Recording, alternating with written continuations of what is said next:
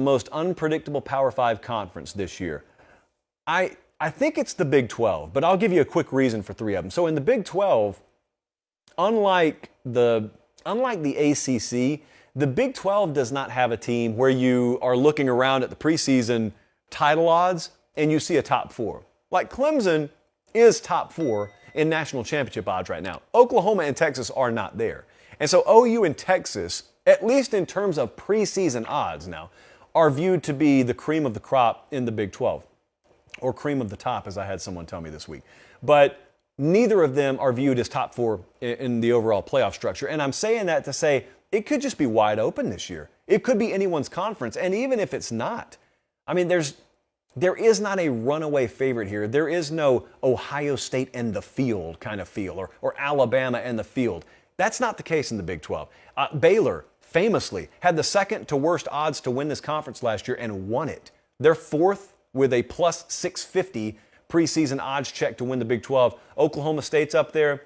Nobody is higher than plus 200 to win the conference. So you've got 1, 2, 3, 4, 5, 6, 7 of the teams in that conference at plus 2,000 or closer odds to win the conference.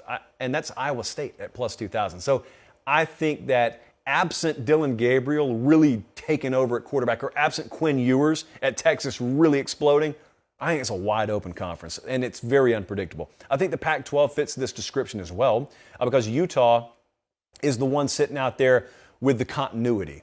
They've got the staff in place. Cam Rising's back at quarterback. A lot of those pieces from last year's team are back.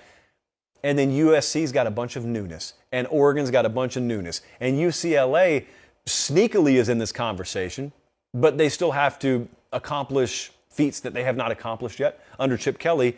And so the Pac-12 is anybody's ball game too. It kind of looks on the odds sheet very similar to the Big 12 in that USC and Utah are the preseason favorites to win the conference. They're both plus 210. So there is no minus money. There's no even money even to win the conference. The ACC is kind of like this as well, but you would need help. You would need Clemson falling off. And for all the doubt about this team, they've still got the best defensive line probably in college football.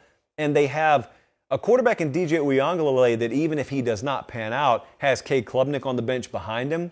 So I know that you are tempted to measure Clemson against the preseason title contenders. And if you don't think they match up, you don't think they match up. But this question is about conference. And there's no question still. Clemson's got the superior roster in that conference. Now, they had it last year, and it didn't matter. So that's not the end-all, be-all. But I think the ACC, if Clemson were to still be a little wobbly themselves, yeah, then you can sell me on the notion that the ACC is wide open. It was the most wide-open conference last year. So we'll know fairly early on. But I would go Big 12, Pac-12, and ACC in that order.